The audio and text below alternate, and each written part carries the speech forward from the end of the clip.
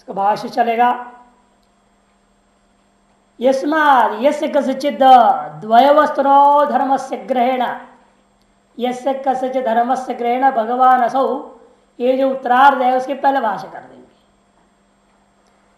यही मने यस्माद्, जिसलिए यस्य कस्यचिद् द्वयवस्तुनो, जो कोई भी द्वैतात्मक वस्तु, द्वयवस्तुनः द्वैतात यस्य कस्य मैंने राग विषयस्य द्वेष विषयस्य वा राग द्वेषादि विषय, जो कोई भी द्वैतात्मक जो विषय है, भेद विशिष्ट जो विषय है, धर्मस्य ग्रहेण, पूर्व में धर्म शब्द का अर्थ आत्मा लिए थे, या धर्म शब्द का अर्थ कोई भी अनात्म वस्तु को लेना है, उसी ग्रहण आवेश, उस ज्ञान आवेश के द्वारा मिथ्याभिनिविष्टतया, जो कैसा हो भी मिथ्याभिनिवेश के द्वारा सुखम आवृयते अनायासेन आच्छाद्यते, बहुत आसानी से हम अपने आप को ढक देते हैं, अनायास ही आच्छादन कर लेते हैं।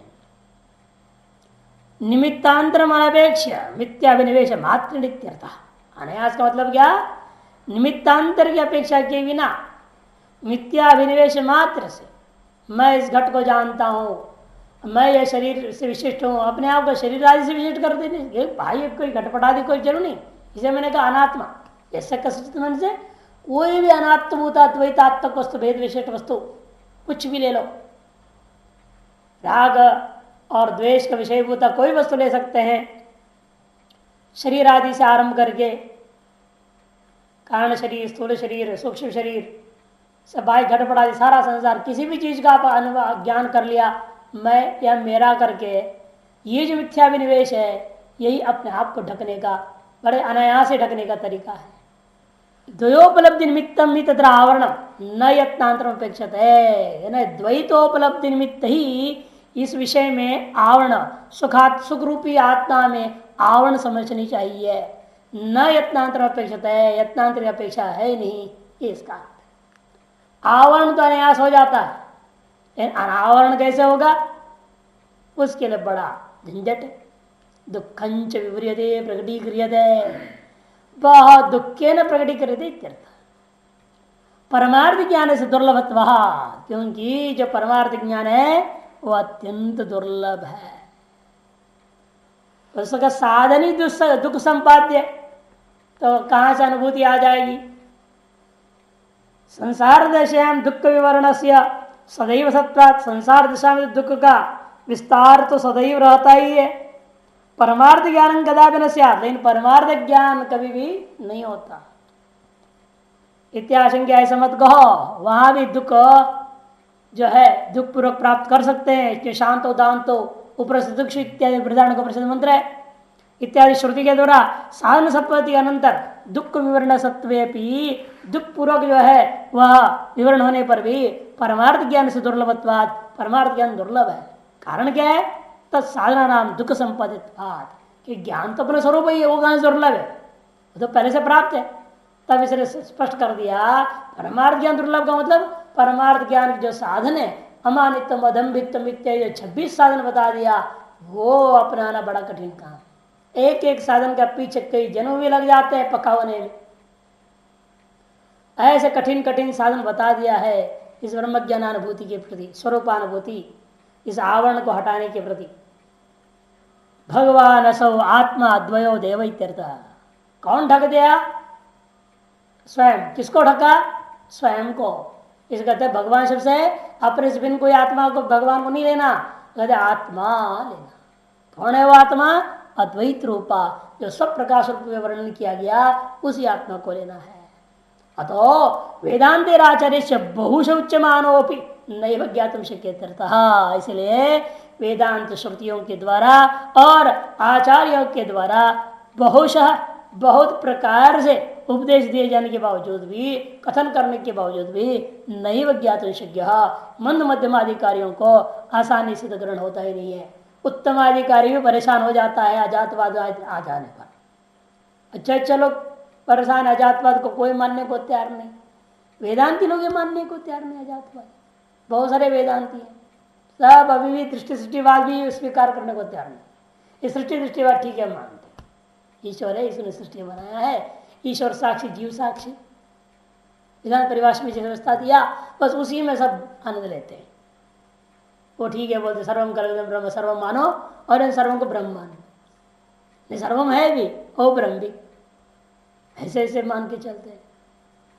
लेकिन बहुत निम्न कोटि का साधना है, ये समझते ही नहीं। ऐसे पिछले बार जब सिद्धांत बिंदु का पाठ चल रहा था, उसमें ये लोग भी बैठते थे, तो वहां आया साफ साफ मसूले बोलते हैं, सृष्टि दृष्टिवाद तो श्रुति प्रतिपाद्य ही नहीं है। श्रुति क्यों प्रतिपादन करे, ये तो दिख ही रहा है सृष्टि, और सारी दुनिया मानती भगवान है और वो सब बनाया है सृष्टि को, और हम तो मरने देने वाले हैं। तो सृष्टि दृष्टिवाद तो हर अज्ञानी भी जानता है, तो उसको श्रुति क्यों प्रतिपादन करेगी।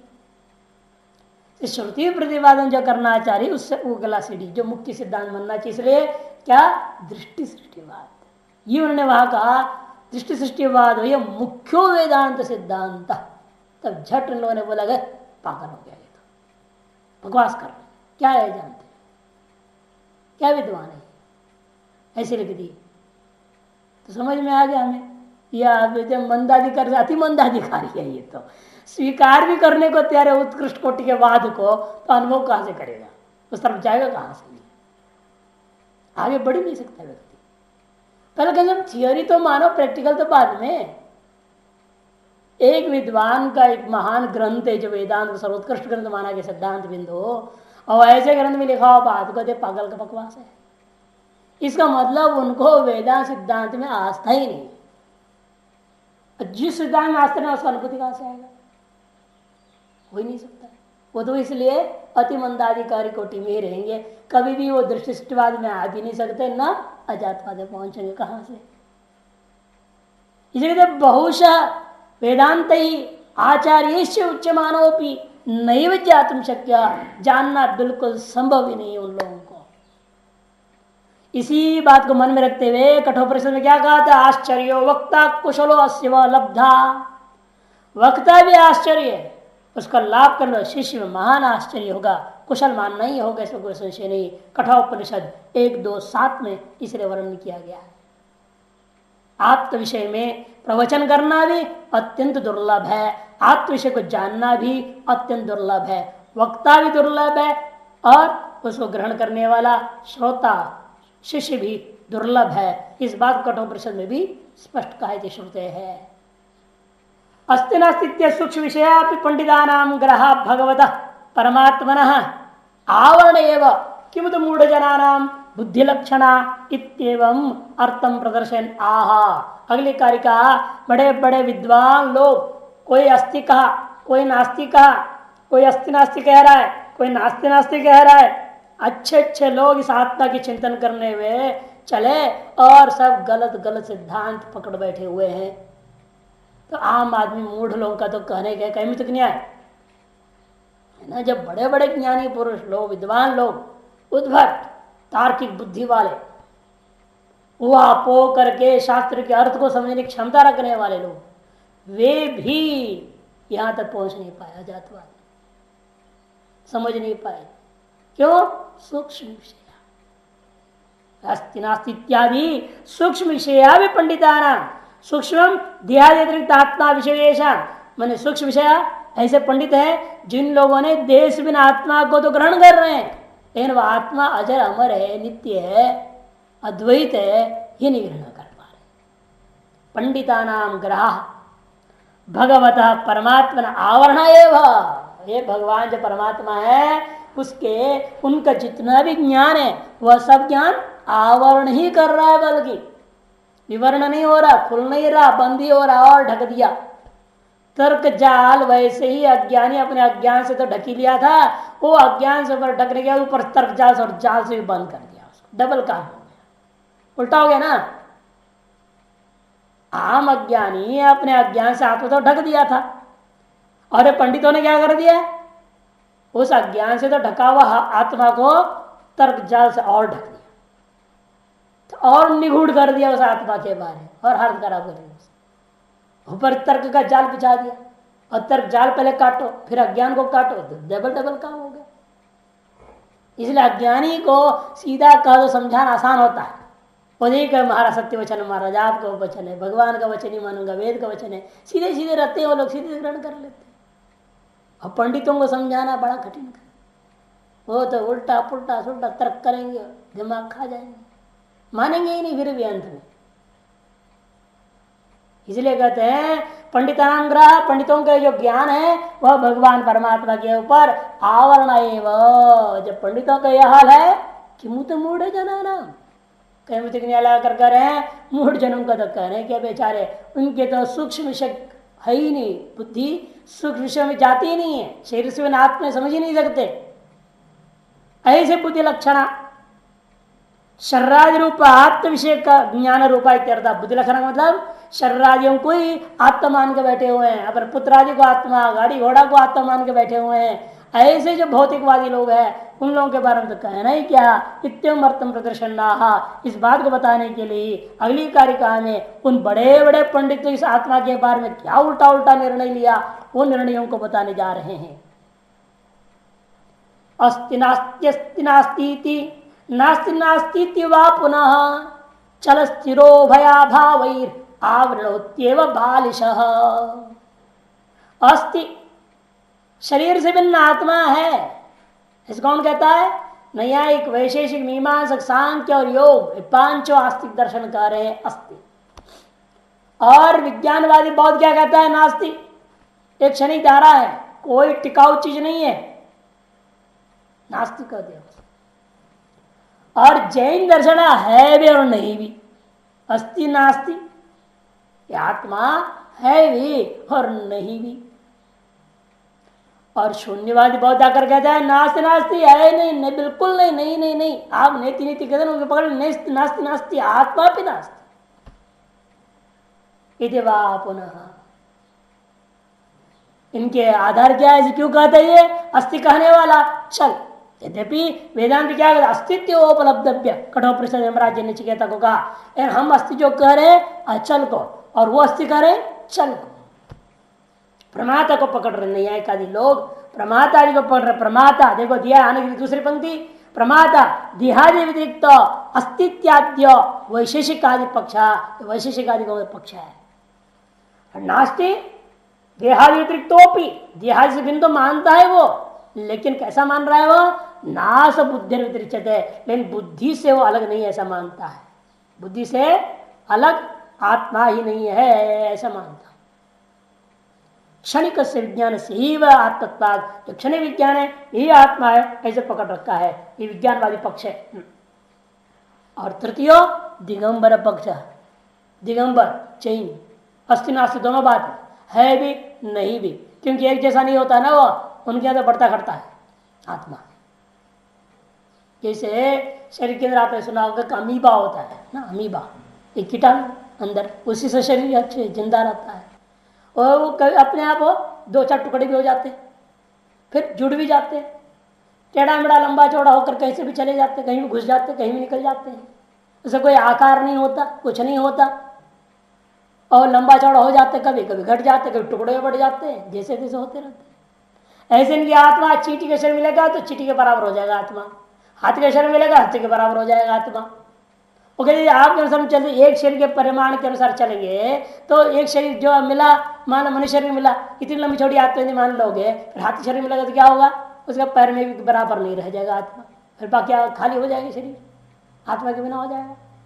इसे संकोच विकासशाली है, वो छोटा शरीर मिलेगा तो आत्मा संकोच हो जाएगा, कुछ उसके अवयव घट जाएंगे, अलग हो जाएंगे, और जितनी जरूरत नहीं रह जाएगा।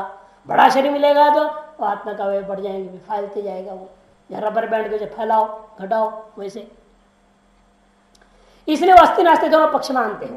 और अंत में आता है तो शून्यवादी पक्ष है, शून्य से आत्यंतिक द्योतनार्थावीप्सा, अत्यंत शून्यता को बताने के लिए दो बार बोले नास्ति नास्ति, जो दो बार जो कहते नास्ति नास्ति, वह वीप्सा जो की गई है अत्यंत अभाव, आत्मा का आत्यंतिक अभाव को द्योतन कर रहा है। और पहले अस्ति नास्ति में आत्यंतिक अभाव नहीं है ना, तात्कालिक अभाव मात्र, कभी होता है कभी रहता है कभी नहीं रहता है, इस तरह से चला। उत्तरार्ध में कारिका में चलो, चल है वो। और क्या मानते हैं आत्मा को? वे वैशेषिक आदि चल रूप मानते हैं। अर्धवैनाशिक कहा जाता है ना इनको, जितने भी लोग अर्धवैनाशिक, क्योंकि आधा पाधा पदार्थ इनका नित्य है, आधा पाधा पदार्थ जो अनित्य मानते हैं लोग। वो लोग चल माना माने अनित्य है। दूसरे लोग नास्तिक कहने वाले विज्ञानवादी बहुत धारा के कारण से स्थिर मानते हैं, और नास्ते नास्ती वाले उभय रूप में चल भी है स्थिर भी है काल भेद से।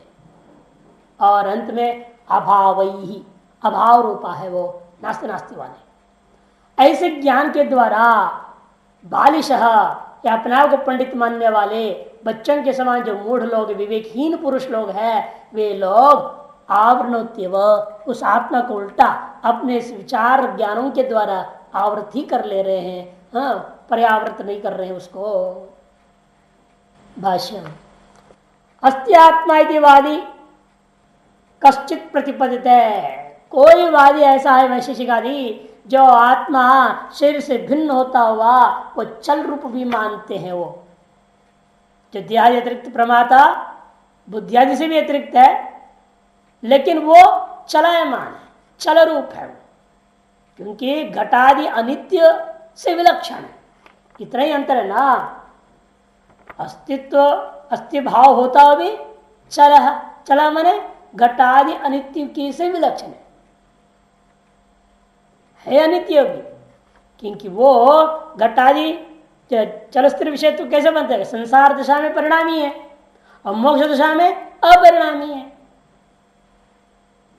संसार दशा में वो परिणामी होता है, मोक्ष दशा में अपरिणामी होता है। इसे चलायमान हो गया, और दोनों दिशा में परिणामी हो जाए तो एक स्थिर स्वभाव वाला हो गया है नहीं। इसे चल और स्थिर का अंतर समझना। नास्ति अपरो वैनाशिक, अपरो वैनाशिक जो वैनाशिक है, जो क्षण विज्ञानवादी लोग, वो लोग कहते नास्ति है नहीं क्षण विज्ञान। और अस्ति नास्ति थी अपरो अर्धवैनाशिक, अस्ति नास्ति ऐसा दूसरा जो पहले एक अर्धवैनाशिक हो गए वैशेषिक आदि, और दूसरे अर्धवैनाशिक लोग हैं जो जैनी लोग हैं। अस्ति नास्ति दोनों प्रकार बोलते हैं ये लोग। अस्ति शब्दोक्ता परमात्मा और शरीरादो अस्ति पाषाणादो नास्ति। देखो नीचे 5 नंबर टिप्पण, शरीरादि में आत्मा है लेकिन पाषाणादि में आत्मा नहीं है, मैंने सर्वत्र नहीं है, सर्वव्यापक नहीं है ना आत्मा फिर, क्योंकि इस मनुष्य शरीर में तो दिख रहा है जिंदा शरीर में, और पथरादि में वो नहीं मान। मैंने कण कण में आत्मा कहाँ माना उसने? जैन लोग उनके भी तो मूर्ति है फिर। हाँ तो क्या हो गया? मूर्ति प्राण प्रतिष्ठा कर देंगे ना और आत्मा आ जाएगी। वैसे पत्थर में थोड़ी आत्मा है। आपके यहाँ भी किसी मूर्ति में थोड़ी भगवान होता है? जब तक प्राण प्रतिष्ठा नहीं करेंगे मानेंगे? जूता पहन के उसी मूर्ति पर बैठ के तो ठोकराओ, आप मना करोगे कि क्या कर रहे हो तुम? तो प्राण प्रतिष्ठा और क्या उनके यहाँ भी होता है, जबरदस्त उत्सव मनाते हैं वो लोग उसका, मूर्ति स्थापना करते हैं जैनी लोग। तो वो तो वेद को मान रहे हैं, उनके अपने मंत्र है, उनके अपने बहुत सारा ग्रंथ है जैनियों का। उन्होंने अपने पुराण लिख दिया है, अपने बहुत ग्रंथ लिखे हुए हैं। जैन साहित्य का हमने सर्वदर्शन सार में देख लो, पूरा लिस्ट दिया हूँ उनके साहित्य कितनी लंबी चौड़ी है। एक से एक विद्वान हुए, मैंने उस समय जितने भी ब्राह्मण सब हो गए थे ना, जैनी हो गए, बुद्ध भगवान आए सब बौद्ध हो गए। अरे ये ब्राह्मण क्षत्रिय वैश्य जो हम लोगों के यहाँ थे, हिंदू सनातनी, यही लोग तो धर्मांतरण को प्राप्त हुए प्रभाव में आकर के। और इन्हीं लोगों ने क्या किया, अब संस्कृत में लिखेंगे तो लोग कहेंगे तो जो ब्राह्मण वाले भी दिया, उन्हें एक पाली भाषा बना लिया अलग और एक प्राकृत भाषा बना ली, 2 भाषा बना लिया चीनियों ने। लिखने में यही है लेकिन शब्द ऐसे ही। ये धर्म है, धम्म बोलेंगे उसको, धम्म, र को म कर दिया, धर्म र थी ऊपर वो निकाल दिया, आदि म लिख दी, धम्म पदम, धर्म पदम के लिए धम्म पदम। इस तरह से उन्होंने जान करके इसी भाषा को विकृत करके प्राकृत और पाली नाम देकर अलग 2 भाषा बना के बौद्ध और जैनों ने अनेक ग्रंथ लिख दिया।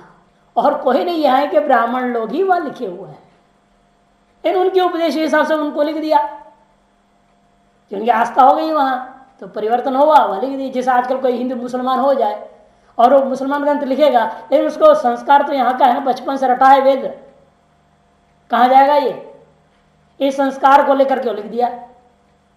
इसे बहुत कुछ मिलता जुलता है, इन कुछ वहां के सिद्धांत उसमें जोड़ दी, सारा काम खराब कर दी। इस तरह से हुआ, इसलिए वहां जो लिखने वाले कोई और नहीं, यही सनातनी लोग ही उनके उससे प्रभाव में आकर के उनके सिद्धांत को पढ़ा और अपने संस्कार जो वेद की थी सारा खिचड़ी करके एक अपनी भाषा बना करके छाप। सैकड़ों ग्रंथ है जैनियों का।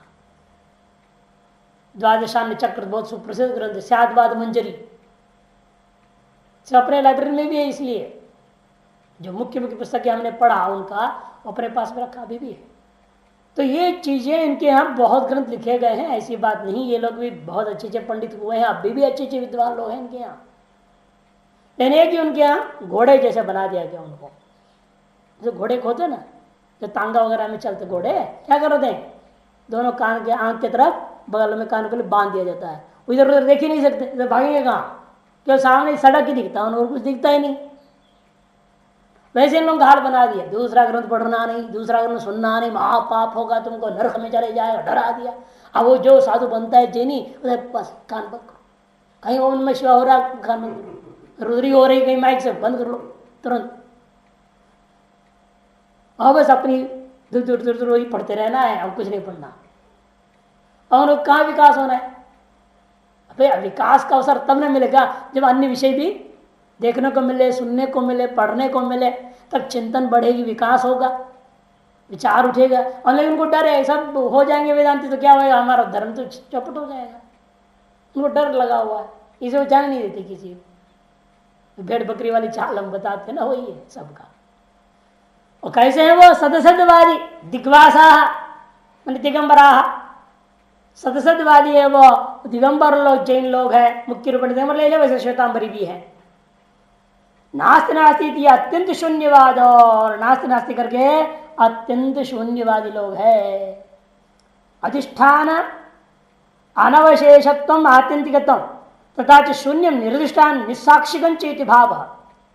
आत्यंतिकत्व द्योतन क्या कर रहा है, वो करे अधिष्ठान का भी अवशेष न रह जाना। हम लोग कहेंगे अधिष्ठान ब्रह्म रह जाता है, सारा जगत को बात कर दोगे, समस्त जगत का बात होके कहाँ बात अवस्थित रहा, अधिष्ठान में, और अधिष्ठान में अवशेष नहीं है, कदम निरधिष्ठान है वो, निस्साक्षिक है वो, ऐसा शून्य तो मानते हैं। ऐसे कौन जानेगा, जानने वाले ही नहीं है। तीन लोगों का मत ही ऐसा है, जैन मत उनके मत पर लगा दो फेल हो जाएगा। घट के बारे में ये कहते घटो अस्थि, घटो नास्ति, घटो अस्थि च नास्ति च, घटो अनिर्वचनीयम, घटो अस्थि अनिर्वचनीयम, घटो नास्ति निर्वचनीयम, घटो अस्थि च नास्ति च निर्वचनीयम च। ये सात सप्त भंगी न्याय बोलते हैं वो लोग। इस तरह से हर चीज को वो खत्म ही कर देते हैं, नहीं है। पहले कहते घट है एक दृष्टिकोण से, दूसरे दृष्टिकोण से घट नहीं है, कार्य दृष्टिया घट है, कारण दृष्टिया घट नहीं है, और अस्थि भी नास्ति, अस्ति च नास्ति च, है भी नहीं भी। अतएव कार्य कारण उभय दृष्टि विचार करते हैं तो है भी नहीं भी, वो तीन हो गया, अस्ति नास्ति अस्ति च नास्ति च, फिर अनिर्वचनीय। ऐसा होने से कारण से वो ऐसा ही है या वैसा ही है कह ही नहीं सकते ना आप, एक तरह है नहीं, वो अलग अलग दृष्टिकोण से अलग अलग बन रहा है, अतः अनिर्वचनीय। और चौथे में आ गया अनिर्वचनीय, पांचवा में कह दिया अस्ति च अनिर्वचनीय च, होते हुए भी वह अनिर्वचनीय है, नास्ति च निर्वचनीय च, न होते भी वह अनिर्वचनीय है। ऐसा पकड़ते हैं वो लोग। हाँ, क्योंकि जब आप मृतिका के दृष्टिकोण से देख रहे घट को, है नहीं ना, जो है ही नहीं उसका कथन कैसे करूं मैं? रहते वक्त में उसका कथन नहीं हो सकता, न रहते वक्त कथन कैसे करोगे फिर? और जो है भी और नहीं भी ऐसे उभय रूप है, उसका तो कथन तो असंभव ही है।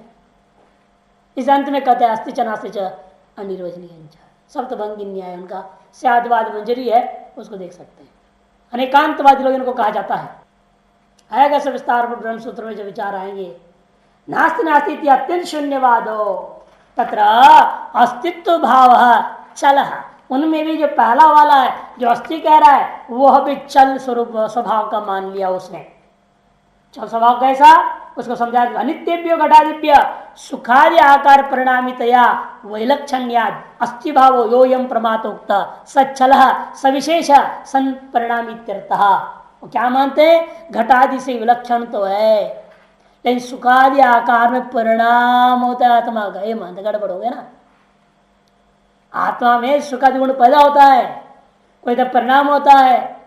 जो भी मान लो मैंने सांख्य और योग बोलेगा परिणाम, नैयायिक बोलेगा वहां आत्म संयोग से आत्मा में सुख उत्पन्न होता है, उस सुख के कारण से आत्मा सुखी हो जाता है, दुख उत्पन्न हो जाता है आत्मा ही दुखी हो जाता है, ऐसा मानते ना वो लोग। तो मैंने आत्मा में ही सुखी तो दुखी को परिणाम मान लिया। अस्थि होते भी, शरीर से भिन्न होते हुए भी वह आत्मा प्रमाता है। प्रमाता होने से सुख दुख का जब प्रमा होता है तो सुखी दुखी हो जाता है, तो परिणाम ही हो गया। अतः सविशेष, ऐसे चला कर दिया आनंद की पहला पंक्ति, चला मैंने सविशेष सन परिणामी सविशेष होता हो परिणामी होता है, इसका अर्थ है अनेक क्षण संबंधी सन। सविशेष का मतलब क्या, अनेक क्षण, उन बौद्धों के समान क्षण विज्ञान नहीं है, अनेक क्षणों में संबद्ध होता हो भी स्ववृत्ति धर्माकारण परिणामवान स्व में स्ववृत्ति धर्माकारण परिणाम वाला होता है, ये इसका अर्थ है चला। और नास्ति भाव मैंने स्थिर, विज्ञानवादी बहुत सदा विशेषत्वात्, भाष्यकार कहते हैं नास्ति भाव क्या है, स्थिर है वो सदा अविशेषत्वात्, इस विज्ञानवादी बहुत कह रहा। इसका मतलब क्या हुआ स्थिर का मतलब, ओ भी टीका में आनंदगिरी देहादि अतिरिक्तोपि प्रमाता बुद्धि अतिरिक्त नास्ति। देहादि से भिन्न तो है आत्मा लेकिन वो बुद्धि से भी भिन्न नहीं है, ये क्षणिक विज्ञान बौद्धवादी कि बुद्धि क्षणिक है उसी को मान लीजिए, बुद्धि से भी आत्मा नहीं मानते, बुद्धि ही क्षणिक विज्ञान है। इति नास्ति भाव सस्थिर निर्विशेषत्वात्, उसी को हम स्थिर मानते हैं। स्थिर मने स्ववृत्ति धर्माकरण परिणाम शून्य, वो क्षणिक है ना। और परिणाम क्या होना है, जब अगला क्षण रहेगा तो सोचा जाए पहले जो था उसे परिणाम हुआ कि नहीं हुआ, जब अगले क्षण रहेगा नहीं तो परिणाम नहीं है। परिणाम न होने से स्थिर कह दिया उन्होंने। स्थिर का तो हमारे यहाँ वेदांत में आत्मा नित्य वैसा नहीं, क्षणिक होने से अगला क्षण टिकेगा ही नहीं तो परिणाम को हम कैसे जानेंगे उसका।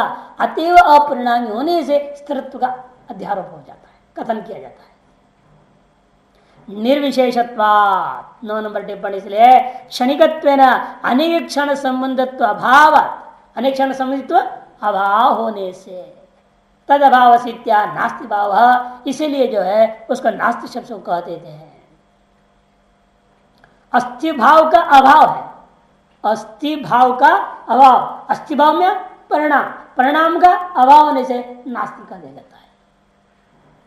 तब तीसरा आ गया उभय चल स्थिर विषयत्वात्, उभय रूप है वो, भाष्यकार करे उभय, उभय माने चल और स्थिर दोनों है, परिणामी भी है अपरिणामी भी है। ऐसे कैसे होगा चल से दोनों, कहते हैं 1 नंबर टिप्पण, संसार दशायां परिणामी मोक्ष दशायां च अपरिणामी थी, परिणामी अपरिणामी वस्तुत्वात्, परिणामी अपरिणामी उभय रूप मान लिया। कौन, जैनी लोग दिगंबर।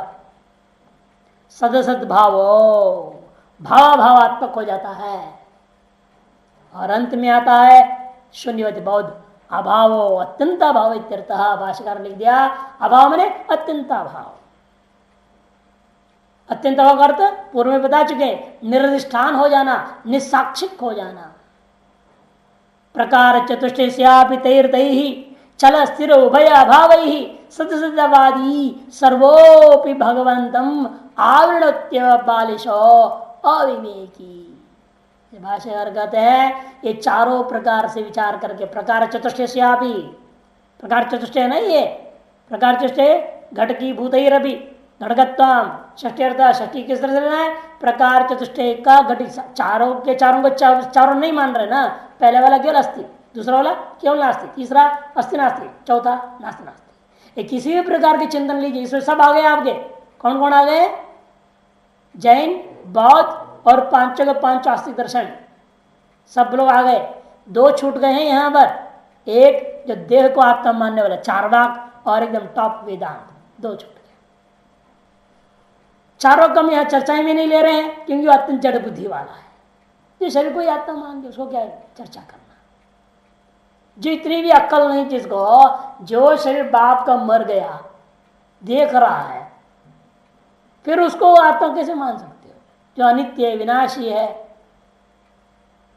फिर भी उसको आत्मा मान रहे हैं, इसे उसको तो चर्चा ही खत्म। और वेदांती तो सिद्धांत पक्ष है, पूर्व पक्ष तो है नहीं वो, इसे पूर्व पक्ष सारे एक कार्यक्रम में ले लिया। तैर तैर उनके द्वारा जो स्वभाव माना गया आत्मा का चल स्थिर उभय या भाव रूपा सद सदादिवादी, सदवादी असदवादी, सद सद उभयवादी, असद असदवादी, तो सर्वोपि ये सभी के सभी लोग भगवंतम उन्हें अपनी आत्मा को आवरणोत्तेव ढकी रहे हैं। यथार्थम न जाना तीर्थ, अर्थात यथार्थ को जान ही नहीं पा रहे। क्यों? बालिश, ये सब अविवेकी है। यद्यपि पंडितो, यद्यपि शास्त्र तो बहुत पढ़े लिखे हैं, बड़ा तर्क बिछाने में अनुमान करने में कुशल लोग हैं, फिर भी बालिश है, फिर भी अविवेकी कहा जाएगा इनको। क्यों? ऐसे क्यों? क्योंकि परमार्थ तत्व अनवबोधा, कि जितने भी तर्क करे अनुमान कर कुछ भी करे, फिर भी अपने परमार्थ तत्व से ये बहुत दूर है।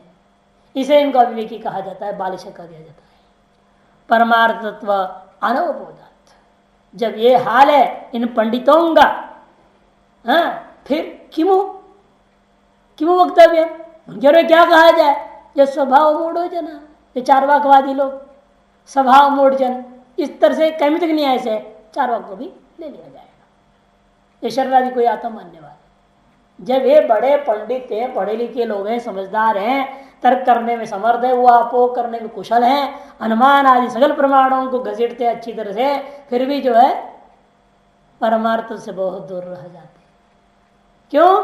कारण दुराग्रह है, अंदर में कट्टरपंथी आ गया।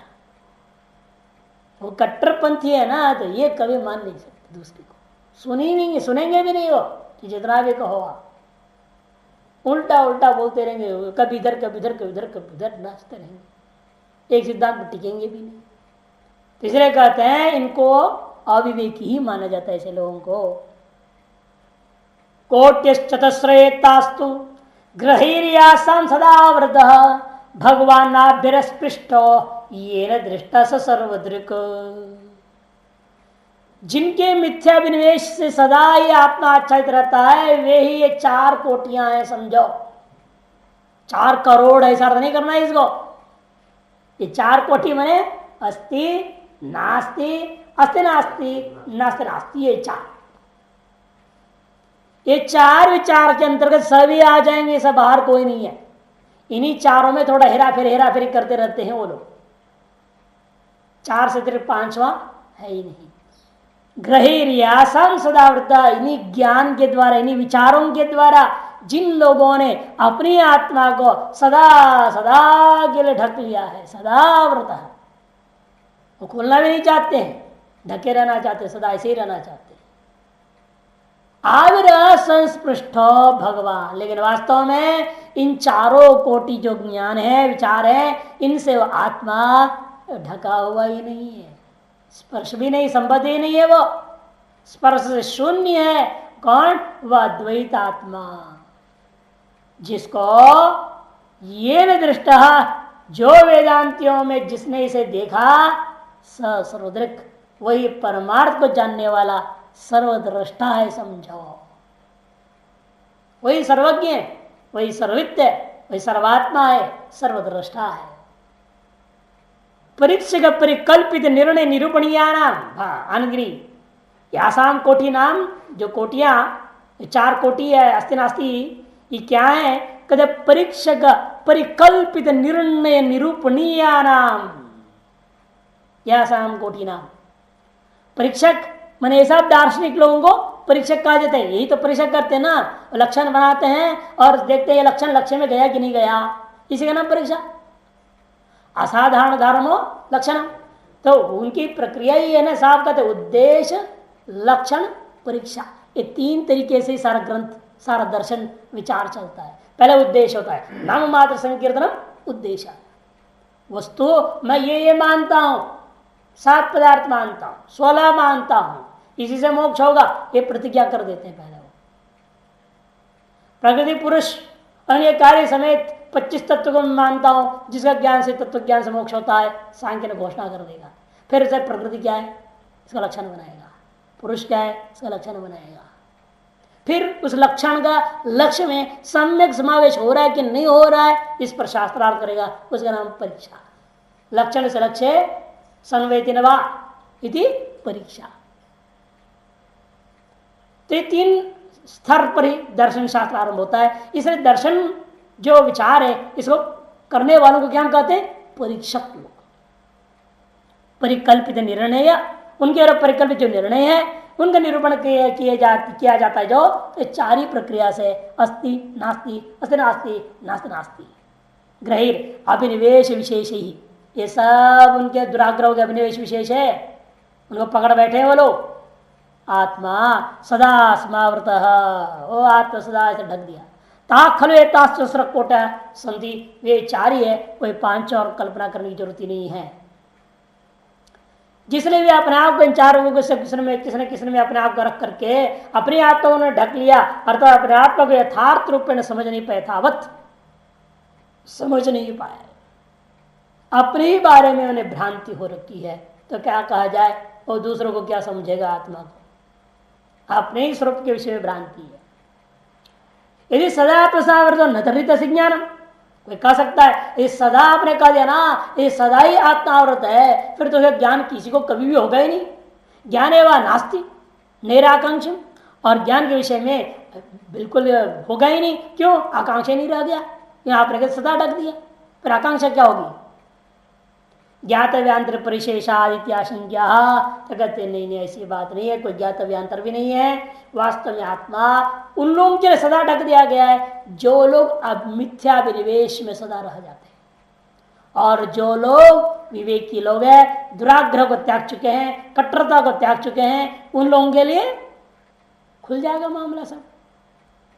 आत्मा ही वस्तु अस्तित्व कल्पना रहित हो, क्योंकि वास्तव में आत्मा कैसा है, अस्तित्व कल्पना से रहित है। ये न उपनिषद प्रवण, जो व्यक्ति उपनिषद अधीन होकर के, उपनिषद शरणागत होकर के गुरु और आचार्य शास्त्रों का उपदेश से अधीन हो जाता है, स सर्वज्ञो ज्ञातव्यांतरम पश्यन परमार्थ पंडितो निराकांक्ष भवति, वही वास्तव में पारमार्थिक दृष्टिकोण से, वास्तविक दृष्टिकोण से पंडित है, वही वहां पहुंचकर निराकांक्ष हो जाता है, सर्वज्ञ हो जाता है।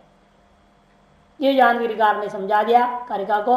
भाष्य में जाइए, कोट्या प्रावादुक शास्त्र निर्णयांता। कोटि किनकी है ये 4 कोटि, अस्ति नास्ति वगैरह, प्रावादुकों का है। प्रावादुक शास्त्र निर्णयांता प्रकृष्ट रूपेण वक्तुम शीलम अस्य इति प्रावादुक।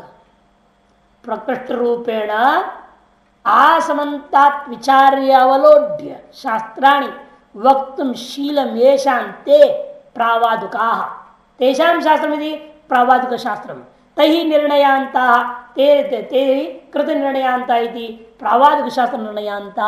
ऐसे समझना, बड़ा ढंग से बोलते हैं, और इस ढंग से बोलते हैं आदमी पहली बार सुनेगा ना, कहा ये बहुत सही है, यही दर्शन ठीक है, और बाकी सब बेकार। जो दर्शन सुनो वो इतना बढ़िया ढंग से प्रस्तुत किए हुए हैं, चारों तरफ विचार करके, अन्यों का खंडन करके, ऐसे लगता है वो जो कह रहे हैं बिल्कुल सही है, लेकिन वास्तव में वो गलत है।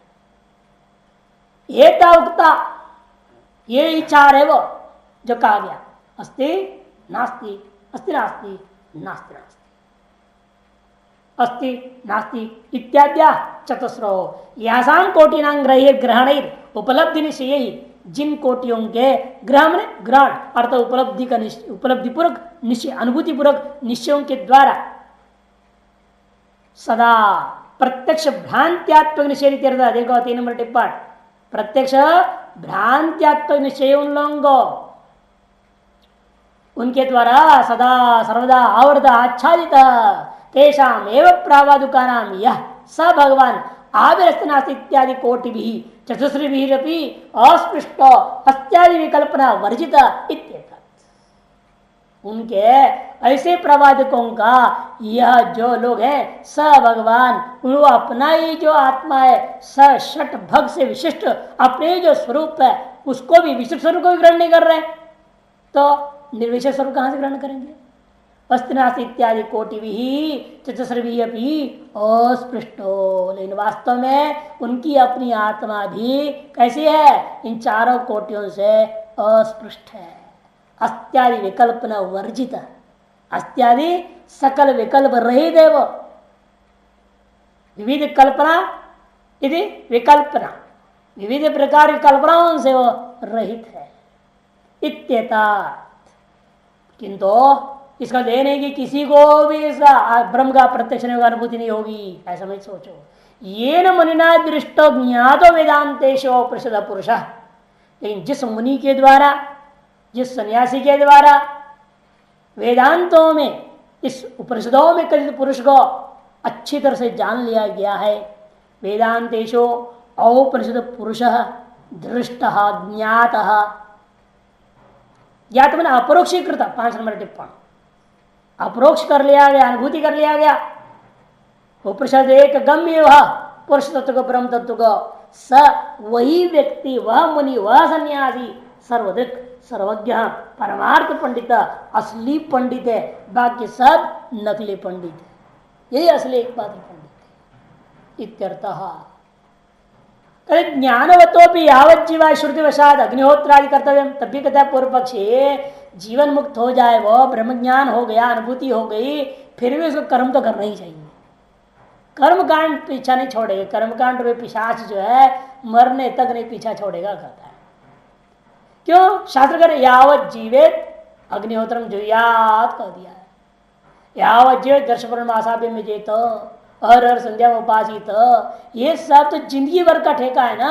भले ज्ञान हो जाए, मोक्ष हो जाए, कुछ भी हो जाए, इन कर्म तो करना ही पड़ेगा, पूर्व पक्ष तब सिद्धांति आरंभ कर दे, नहीं भाई ऐसा नहीं हो सकता, क्योंकि जीवन ही का निमित्तत्व श्रुति प्रतिपाद्य से थी, क्योंकि जीवन के लिए निमित्त ना कुर्वन्ने वेह कर्माणि चतुर्गुण समाह, जीवन के निमित्त है वो। इसे जब मुक्त हो जाए, कुछ भी हो जाए, शरीर का जीवन के निमित्त होने से कर्म तो करना ही पड़ेगा। नहीं प्राप्य सर्वज्ञता कृत्स्नाम ब्राह्मण्यम पदमद्वयम अनापन्नादिमध्यांतम किमतः परमीहते।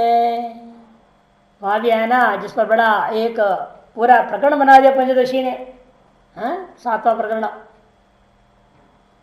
आत्मानं चेद विजानीयात् अयम अस्ति पुरुष किमिच्छन कस्य कामाय शरीर मनुसंजुरे। एक मंत्र बृहदारण्यक का, उस पर पूरा का पूरा एक प्रकरण 298 श्लोकों में लिख दिया।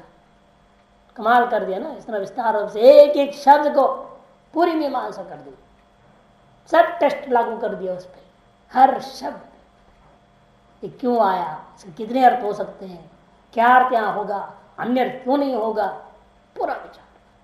वही बात दे उस मंत्र के सार इस कारिका में कर रहे।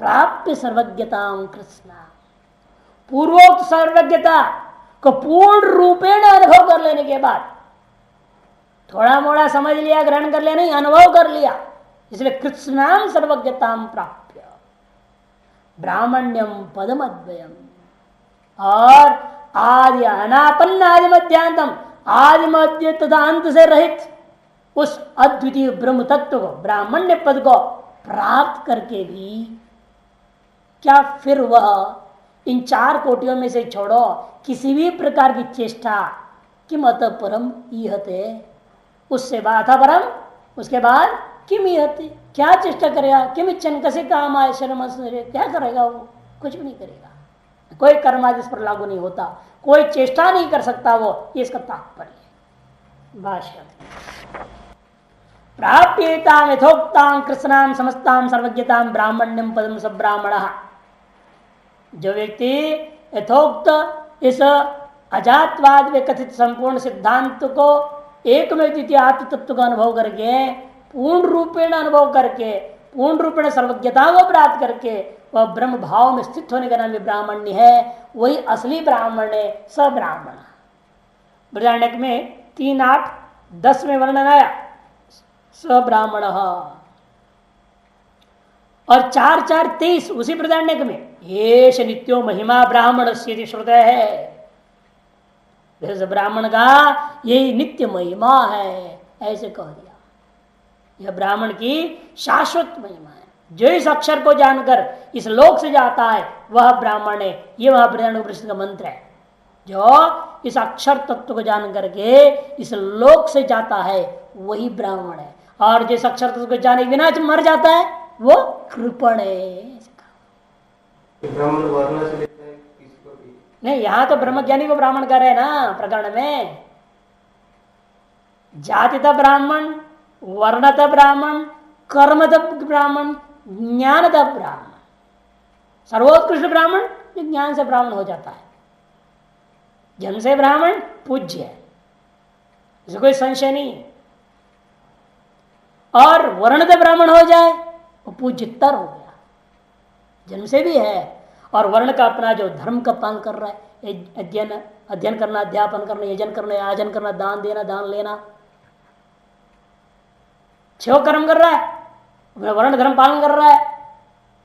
और गुणतः गुण भी है, जैसे बताया क्षम है, क्षमा है, ये सब जो 10 गुण बताया ब्राह्मण का, गुणतः भी है और वर्ण का गुण भी है उनमें, वर्ण का कर्म भी हो गया, वो पूज्यतम हो गया। पूज्य, पूज्यतर, पूज्यतम हो गया। और जो ज्ञान से ब्राह्मण हो जाए वो तो ब्रह्म ही है, उसको क्या कहूं, पूज्य पूज्यतर क्या कहा जाए, वो सबका आत्मा ही है, वो तो आत्मा ही है, वो ब्रह्म ही है, उसको ब्राह्मण कहा देते हैं। ये उसको लेना है यहां पर, ज्ञानत ब्राह्मण।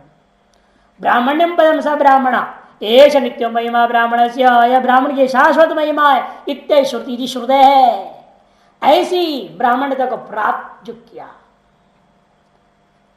ऐसी ब्राह्मणता में है क्या, कहते आदि मध्यांता उत्पस्थिति लया अनापन्ना मन अप्राप्त, जिसमें कभी न कोई चीज की उत्पत्ति हुई है, न स्थिति है, न तो लय होना है, ऐसा अनुभव उसने कर लिया।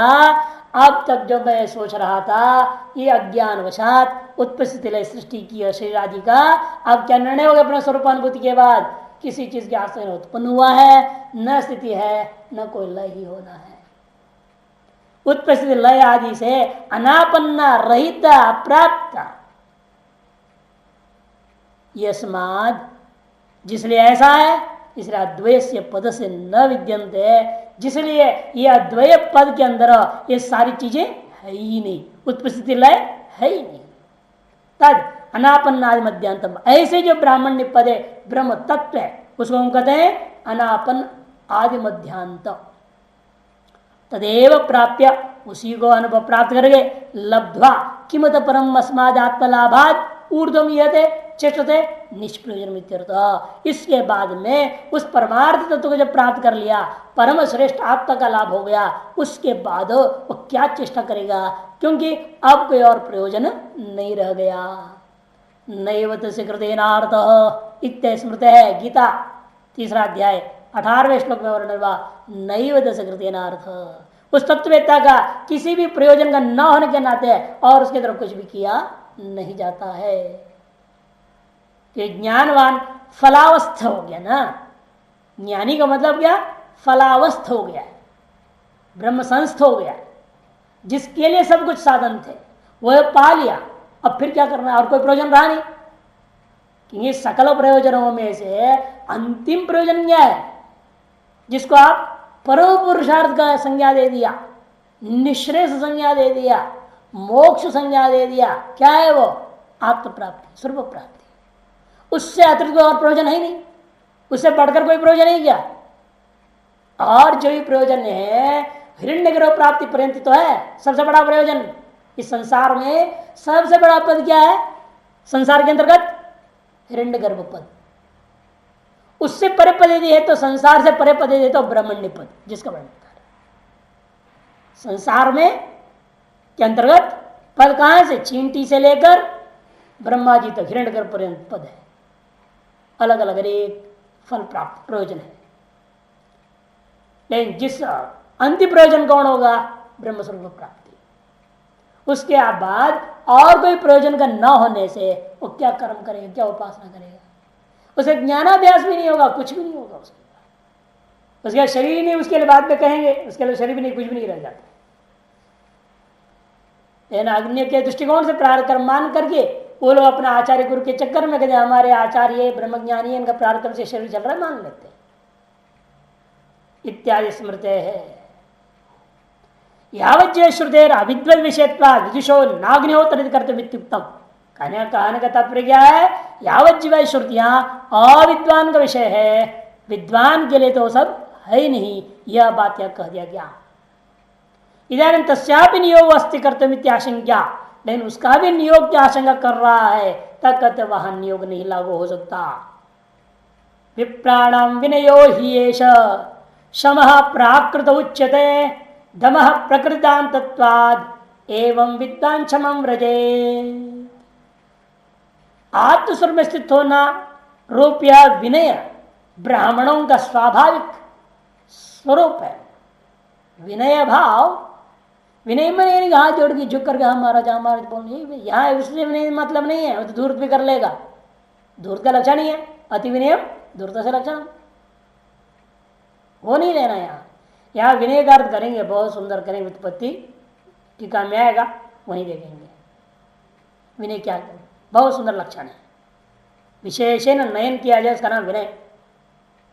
हियेष, यह विनय ब्राह्मणों का क्या है? स्वभाव है, प्राकृत उच्चते, स्वाभाविक है। यही स्वाभाविक श्रम भी है ब्राह्मण का, और यही स्वाभाविक दम भी है, इंद्रियों का दमन भी है, बाह्य इंद्रिय दमन भी है, अंतर इंद्रिय दमन भी है।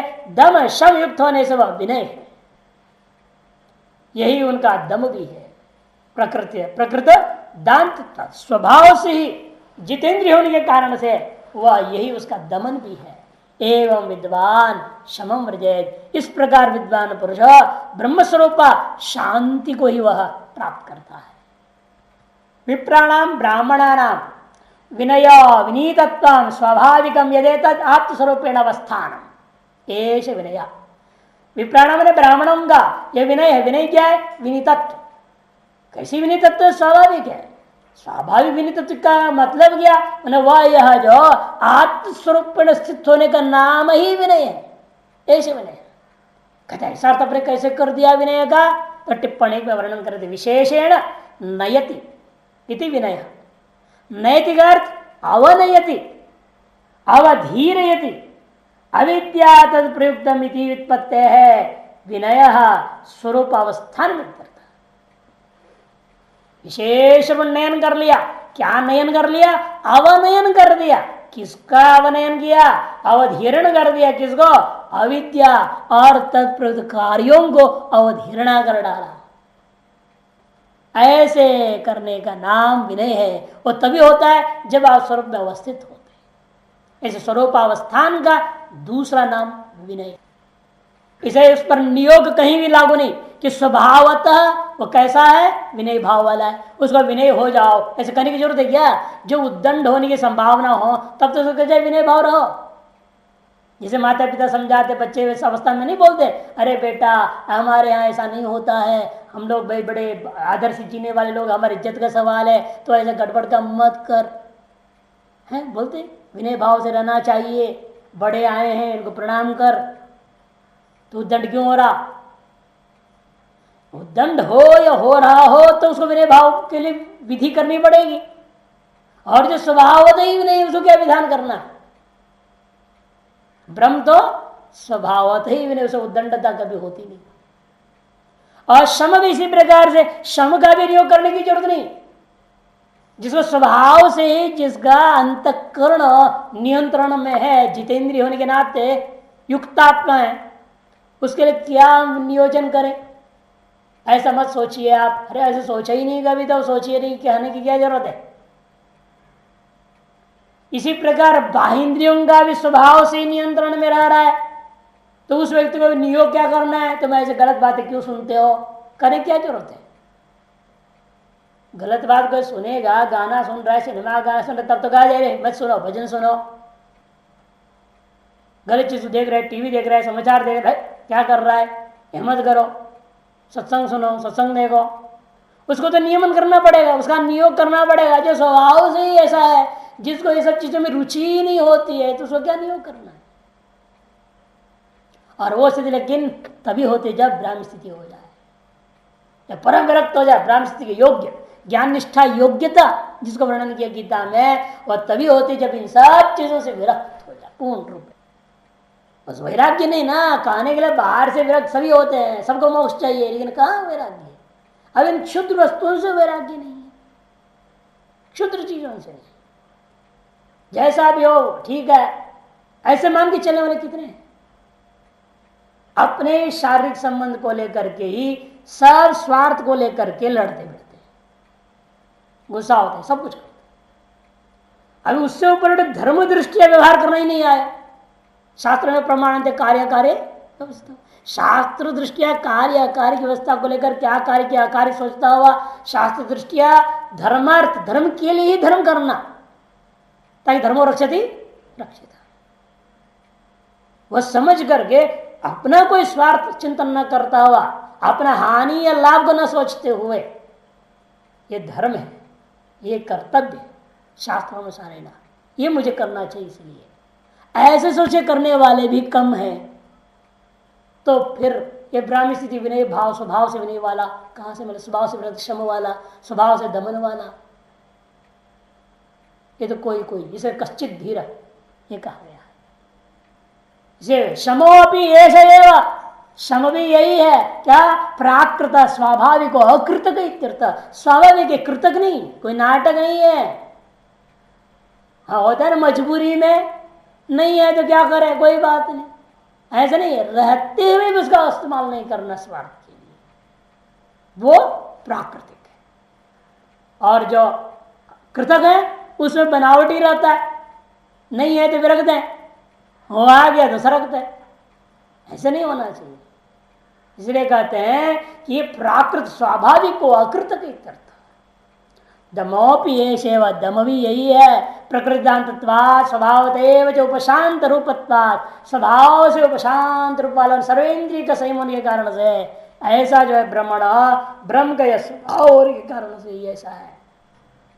और जिस ब्रह्म को अनुभव कर लिया वो ये सब स्वभाव वाला स्वतः ही हो जाएगा, क्योंकि ब्रह्म का स्वभाव जैसा स्वभाव है, विनय क्षम दम ये सब ब्रह्म का स्वभाव के समान स्वभाव है।